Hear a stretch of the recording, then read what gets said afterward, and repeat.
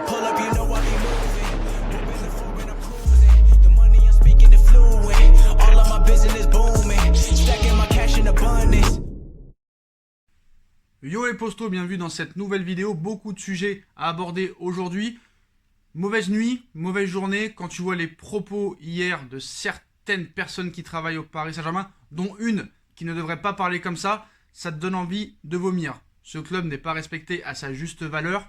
Ça s'est déjà produit dans le passé avec plusieurs coachs et plusieurs joueurs. C'est peut-être la faute du Paris Saint-Germain et de l'organigramme d'avoir été trop laxiste avec ses joueurs, avec ses coachs, avec ses dirigeants. On en reparlera un peu plus tard dans la vidéo. On commence avec les propos de Thomas Tuchel après son licenciement du Paris Saint-Germain et son arrivée sur le banc des Blues de Chelsea. Il nous raconte, et c'est ses propos, il dit « Du point de vue professionnel, j'ai passé un Noël de merde. Et tout à coup, j'ai eu l'impression d'avoir le meilleur cadeau sous le sapin de Noël. Il est là, c'est Chelsea. » Alors le gars envoie clairement une pique au Paris Saint-Germain, en disant que vraiment Chelsea c'est beaucoup mieux que le Paris Saint-Germain.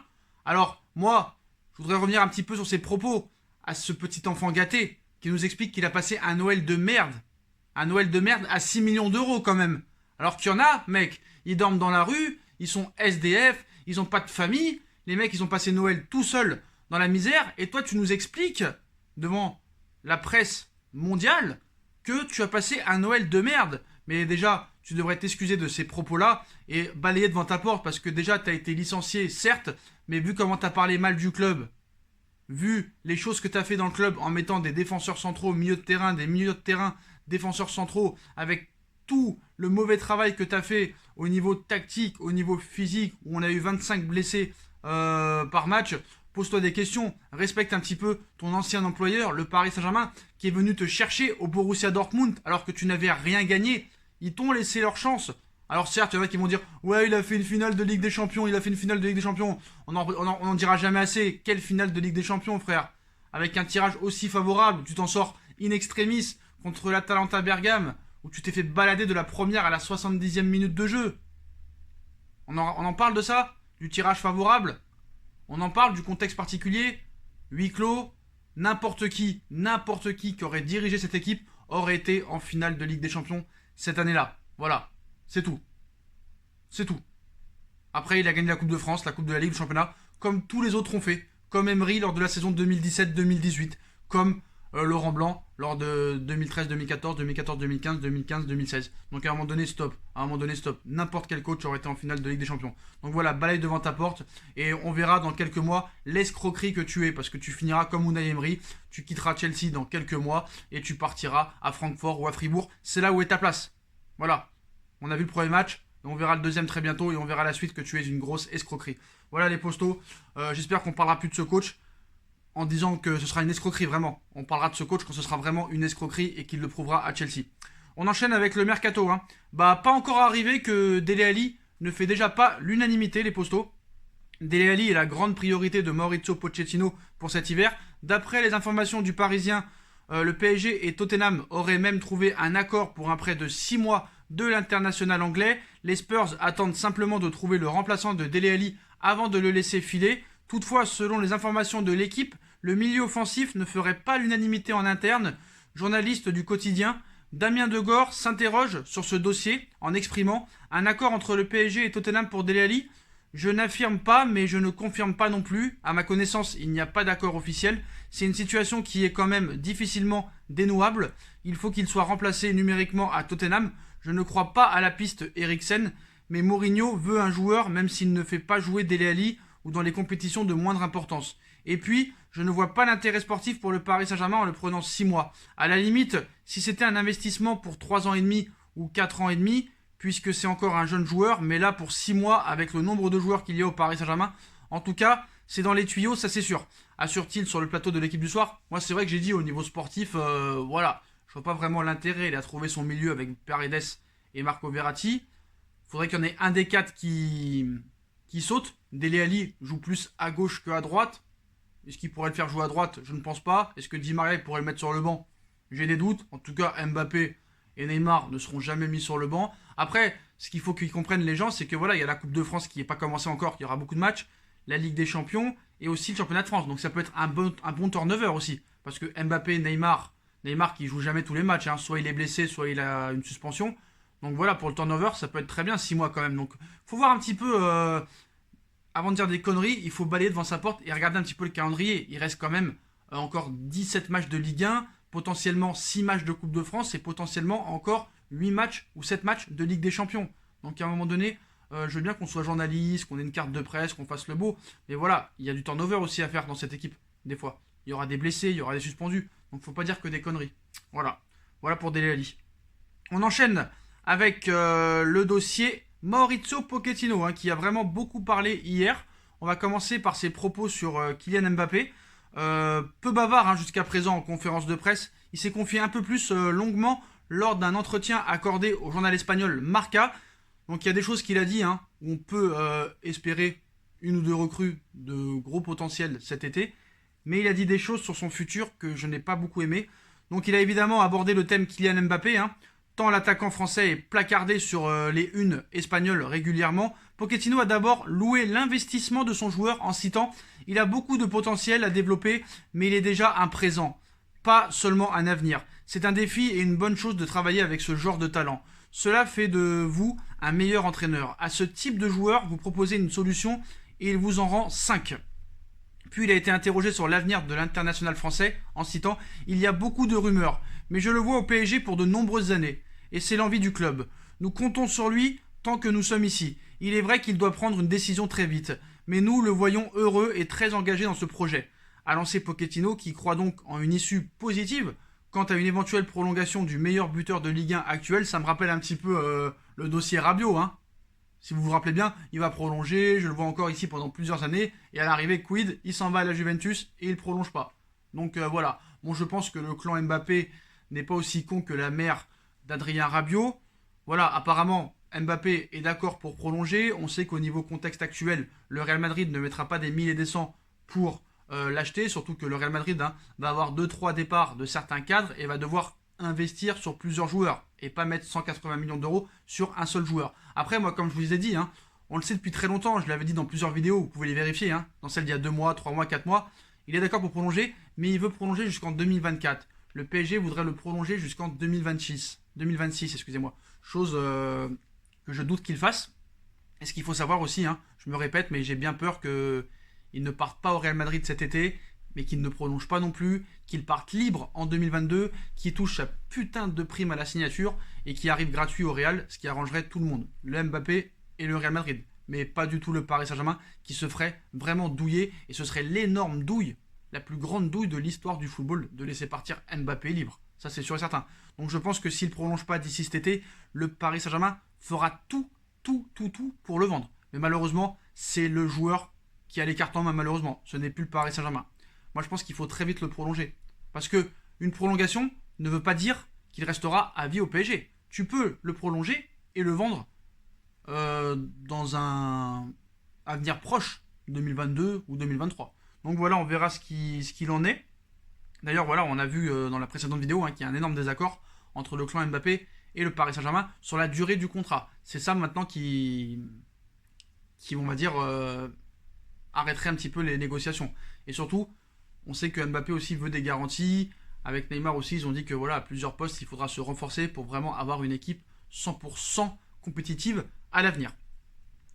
On enchaîne avec le dossier Sergio Ramos, parce que Maurizio Pochettino a été beaucoup bavard. Hein. Il a calmé le jeu aussi pour Messi, mais lance une véritable bombe et une perche à Sergio Ramos. L'ancien de l'Espagnol, le nouvel entraîneur du PSG, a donné une interview en Espagne hein, dans laquelle il évoque les dossiers Léo Messi et Sergio Ramos. En attendant de régler le cas Mbappé, hein, dont les prolongations pourraient arriver dans quelques mois, bah voilà, le Paris Saint-Germain cherche de nouveaux candidats prêts à rejoindre son effectif d'étoiles brillantes.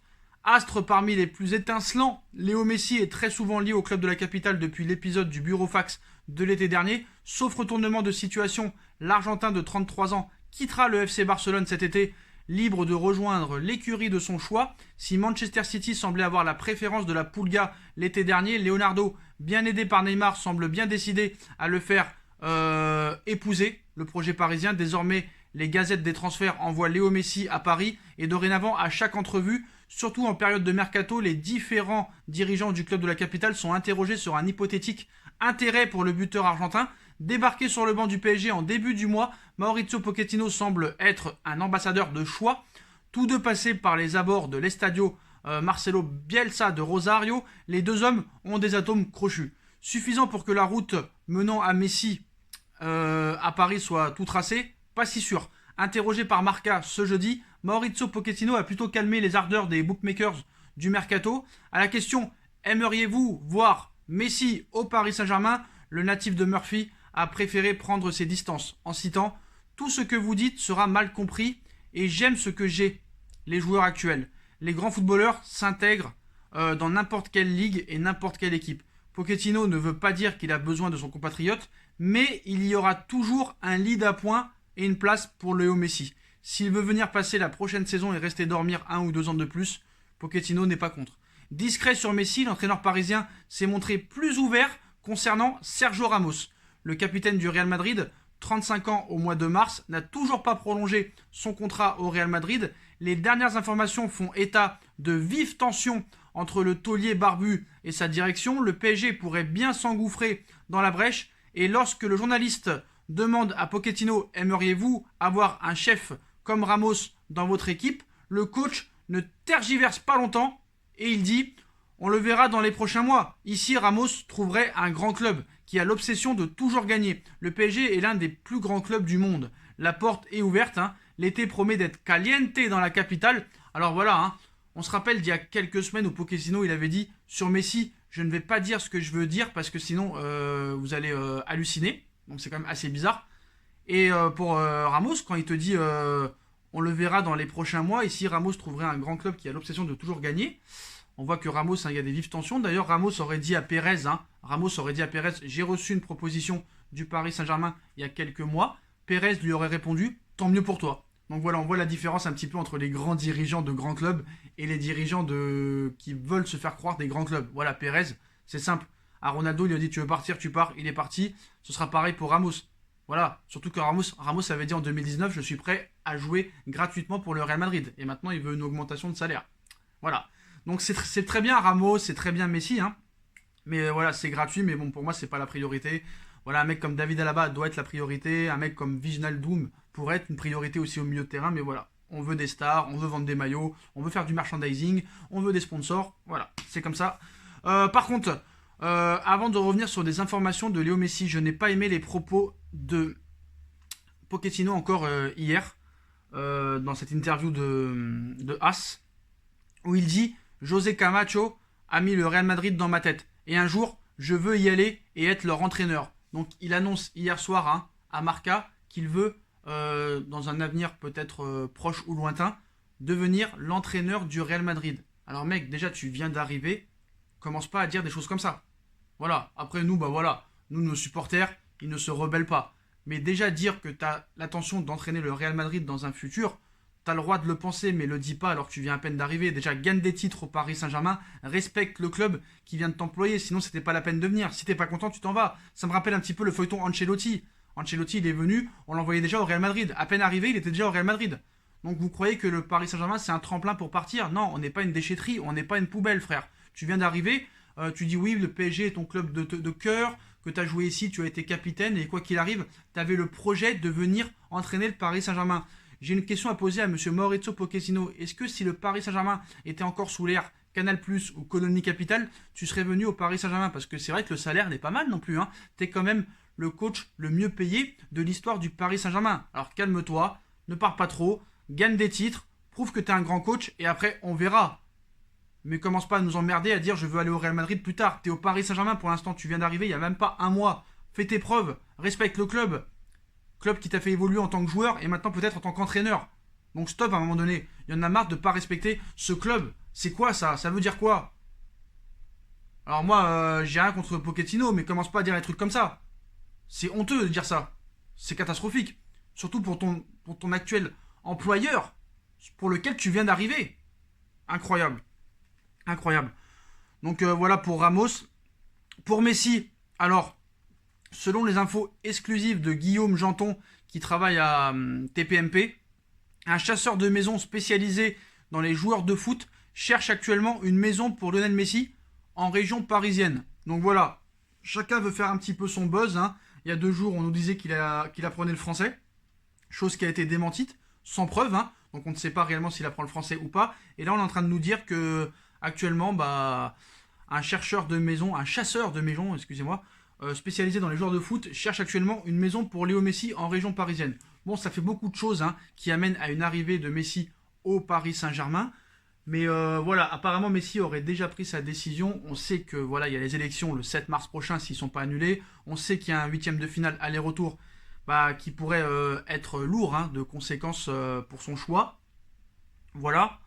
Dans le dossier Messi, il y a beaucoup de choses aussi qui nous font dire qu'il pourrait signer assez rapidement. Hein, parce que la venue de Léo Messi au Paris Saint-Germain suscite toujours l'excitation dans la capitale française et à Barcelone. Il y a aussi les propos de Omar Da Fonseca. Hein.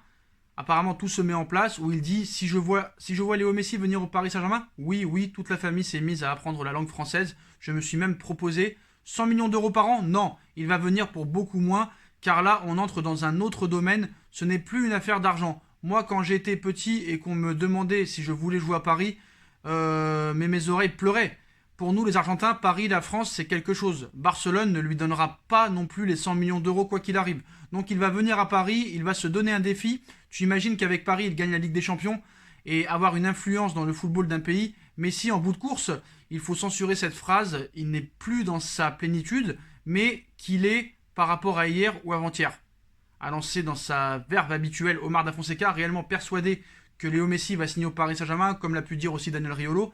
Mais voilà, moi comme je vous l'ai dit, hein, quand tu as Nasser Al-Khelaifi qui dément pas, quand tu as Leonardo qui parle plusieurs fois du sujet dans France Football, à la mi-temps du match contre Montpellier, quand tu vois les propos de Neymar après Manchester United, quand tu vois les propos de Leandro Paredes, quand tu vois les propos de Maurizio Pochettino, quand tu vois les propos de Laporta qui arrête pas de clasher le PSG et qui a peur comme pas possible, t'as envie de te dire que vraiment ce transfert peut se faire. Pour moi, c'est pas la priorité, voilà, mais on sait que voilà, c'est niveau oseille, ça compte. Ça, c'est sûr et certain. Donc voilà, hein. Donc on verra ce qui se passera. De toute façon, il y aura d'autres rumeurs, hein, voilà, mais moi je pense qu'il quittera le FC Barcelone. Est-ce que ce sera pour le Paris Saint-Germain? Je ne sais pas. Après, il y en a qui te disent que voilà, le salaire, ça poserait problème. Non, t'inquiète pas. Tout le monde disait la même chose quand Mbappé et Neymar étaient annoncés en 2017. Les deux sont arrivés, donc il n'y a aucun problème là-dessus. Surtout que voilà, j'avais une autre info très importante par rapport à Nike. Parce qu'on sait que voilà, il y a de moins en moins de revenus qui arrivent hein, à cause de la crise du Covid, surtout en France à cause des problèmes des droits TV. Mais voilà, une source proche du club, hein, le PSG est devenu le club numéro 1 pour Nike. Les revenus du club ont été multipliés par 12 depuis 8 ans. Donc Harvard a réalisé une étude sur la croissance du PSG appelée PSG, hein, construire l'une des plus grandes marques de sport au monde. Directeur de la diversification du PSG, il cite « On veut être le club de la nouvelle génération, élargir notre audience, utiliser les codes de cette génération-là, qui peut être fan de foot ou non, est essentiel. » Paris veut aussi désormais explorer le domaine de la musique. Donc voilà, Paris maintenant est vendeur dans tout le monde entier et Paris n'aura aucun problème à assumer tous les salaires du club. Voilà, faut dire la vérité. Voilà. Après, même si le Qatar aurait dit qu'il voudrait que le club subvienne à ses besoins, hein, soit en autogestion, ça ne prouve pas grand-chose en mode interne. Il y a une Coupe du Monde en 2022. Le Qatar continuera à investir au minimum jusqu'en 2022. Après, peut-être qu'on ira dans une autogestion, mais pas pour l'instant. Voilà les postos, comme d'habitude, hein, voilà toutes les infos. Dites-moi en commentaire ce que vous en pensez. Je compte sur vous pour bombarder la barre de like. On like, on partage, on commente, on s'abonne. On active la petite cloche pour être tenu au courant des vidéos qui vont sortir. On me rejoint sur mes différents réseaux sociaux, hein, ainsi que sur ma deuxième chaîne YouTube No Feeling. Mon Instagram SBFootNews est en description si vous voulez avoir toutes les informations 24h sur 24, 7 jours sur 7 de l'actualité du football, du Paris Saint-Germain, du Mercato et de tout le football européen. Voilà, la cagnotte Paypal est toujours aussi disponible en lien en description si vous voulez soutenir la chaîne. Voilà les postos, je vous souhaite à tous une bonne continuation, prenez soin de vous et à très vite pour une nouvelle vidéo les postos. Tchuss.